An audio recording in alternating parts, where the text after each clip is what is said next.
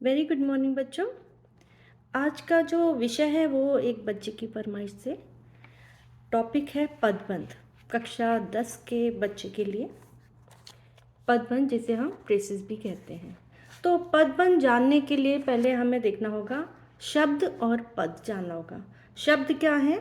शब्द जो एक या एक से अधिक वर्णों के साथ मिलकर जो एक सार्थक शब्द बनता है, जिसका कोई ना कोई मतलब होता है, अर्थ होता है। ऐसा जो एक मिलकर अनेक वर्णों के, दो या दो से अधिक वर्णों के साथ मिलकर जो एक शब्द बनता है जिसका मतलब है कुछ, उसे हम शब्द कहते हैं। जैसे आपने पढ़ा होगा राम, कमल, किताब, पुस्तक, ये शब्द है ना, इनका कोई ना कोई अर्थ है, तो ये शब्द हैं। और पद क्या होते हैं? यही शब्द जब वाक्य में प्रयुक्त होते हैं, एक मिलकर एक वाक्य बनाते हैं, सार्थक वाक्य है जैसे, तब ये स्वतंत्र शब्द नहीं रह जाते। ठीक है, तब ये क्या होता है? लिंग, वचन, क्रिया, विशेषण, कारक आदि के साथ नियमों से अनुशासित हो जाते हैं। ठीक है, और एक सार्थक वाक्य बनाते हैं जब यही शब्द, ठीक है, आप समझ रहे हैं ना, जब यही शब्द जो स्वतंत्र अक्षरों से मिलकर, दो या दो से अधिक अक्षरों से जब शब्द बनते हैं हमारे, और इन्हीं शब्दों को जब हम एक वाक्य में प्रयुक्त करते हैं, इनसे मिलकर जब वाक्य बनता है, तो व्याकरणिक नियमों के अनुसार ये अनुशासित होते हैं।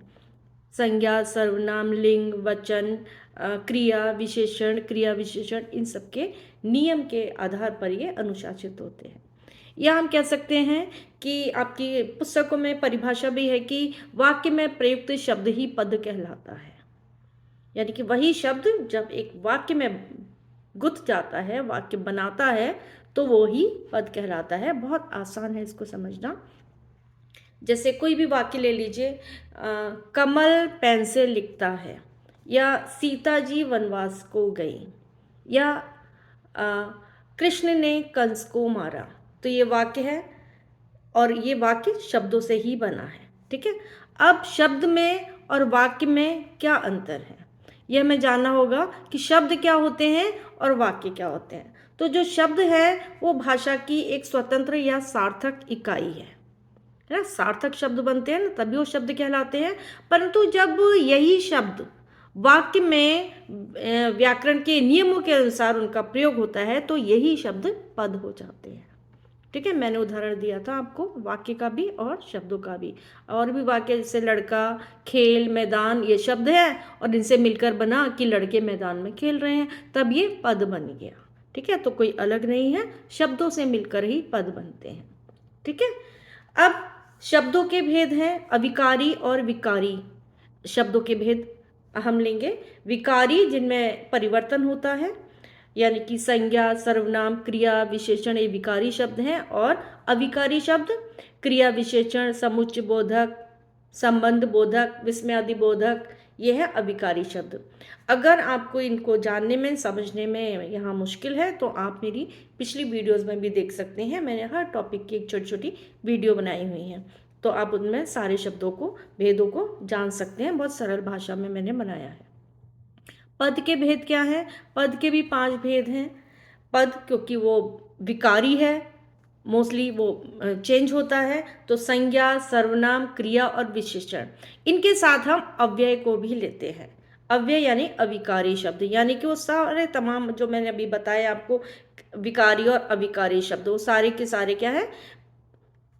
पद के ही भेद हैं। ठीक है, तो मुख्यतः हम पद के 5 भेद, ये देखिए मैंने आपको शब्द और पद बता दिया, क्या फर्क है दोनों में। मुख्यतः 5 भेद हैं।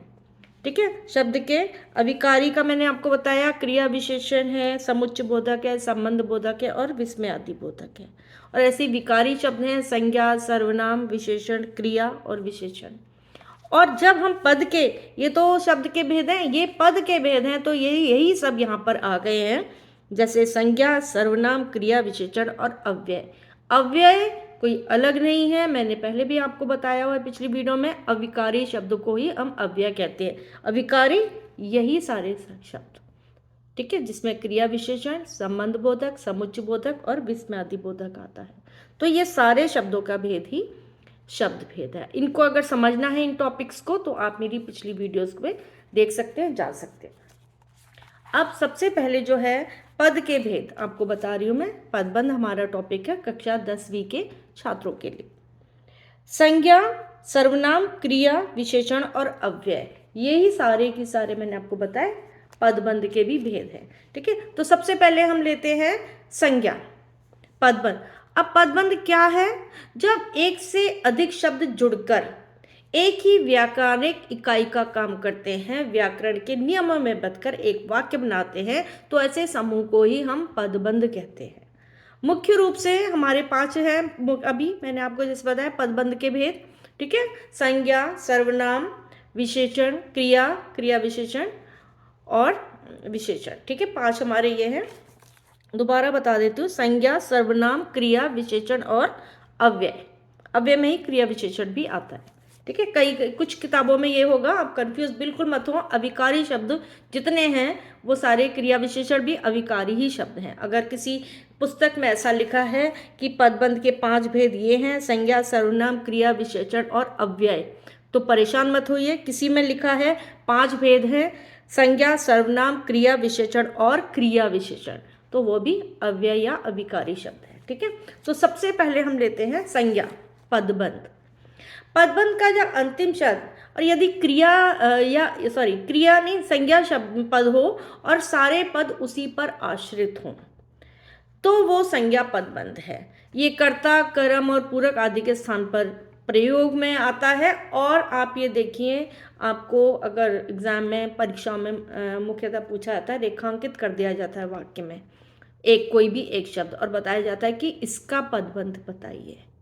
ठीक है, तो आपको ये बहुत ध्यान देने वाली बात है कि वो किस पर रेखांकित किया गया है। संज्ञा शब्द देखिए, संज्ञा पदबंध तब होगा जब संज्ञा पद है, ठीक है, पदबंध में, और सारे जो शब्द हैं बाकी उसी पर आश्रित हैं। जैसे मैं उदाहरण के रूप में ले सकती हूँ कि किसानों ने मिलकर फसल काटी। किसानों पर ही सारा जो है वाक्य शब्द वो उसी पर आश्रित हैं। या आप देख सकते हैं कि आसमान में उड़ता गुब्बारा फट गया, तो आसमान जो शब्द है संज्ञा शब्द है और उसी पर बाकी भी आधारित है सारे शब्द। तो आसमान को अगर आप देख सकते हैं, अंडरलाइन कर सकते हैं, तो यहाँ पर आप बताएंगे कि संज्ञा पदबंध है, क्योंकि आसमान को इसमें रेखांकित किया गया और सारे जो शब्द हैं वो उसी पर आश्रित हैं। ठीक है, ऐसे ही हम सर्वनाम ले सकते हैं। सर्वनाम शब्द भी ऐसा ही है कि उसका सर्वनाम पद तब होगा जब कि सब पदबंध का अंतिम शब्द सर्वनाम है और सारे जो बाकी शब्द हैं वो उसी पर, सर्वनाम शब्द पर आश्रित हैं। आधारित नहीं, आश्रित, यानी कि उसके ऊपर डिपेंड करते हैं। जैसे मैं उदाहरण देती हूँ कि हमारे देश के नेताओं में कुछ नेता वरिष्ठ नेता है या कर्मठ नेता है, तो कुछ जो है वो सर्वनाम शब्द है और वो किस पर आश्रित है? सब सर्वनाम शब्द पे। और अगर ये कुछ को अंडरलाइन किया गया है तो इसका मतलब है कि वो सर्वनाम पदबंध है।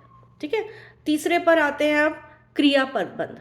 क्रिया पदबंध कब होगा? जब वाक्य में मुख्य क्रिया पहले आती है और उसके बाद अन्य क्रियाएं मिलकर एक समग्र इकाई बना रही हैं, एक समग्र वाक्य बना रही हैं।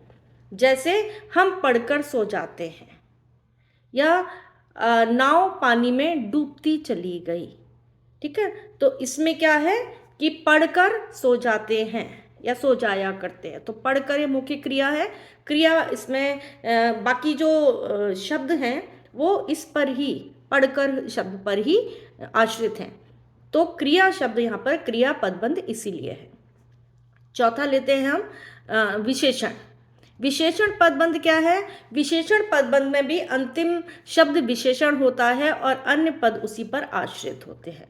देखिए, जो भी पदबंध है उस शब्द पर बाकी शब्द उस पर आश्रित हैं, ये ध्यान रखिएगा आप, सिर्फ छोटी सी बात है। ठीक है, तो यहाँ पर संज्ञा पदों के अंगरूप में वो विशेषण काम करता है। अंगरूप मतलब उसके साथ ही होता है। अब विशेषण क्या होते हैं इसको जानने के लिए भी आप पिछली वीडियोस मेरी देख सकते हैं, हर टॉपिक पर मैंने बनाई है छोटी वीडियो। विशेषण जो संज्ञा या सर्वनाम की विशेषता बताएं, जैसे तेज चलने वाली गाड़ी प्रायः जल्दी पहुंचती है, तो कैसी गाड़ी जल्दी पहुंचती है? जो तेज चलती है। या गहरी पीली कमीज पहनो, कैसी कमीज पहनो? गहरी पीली।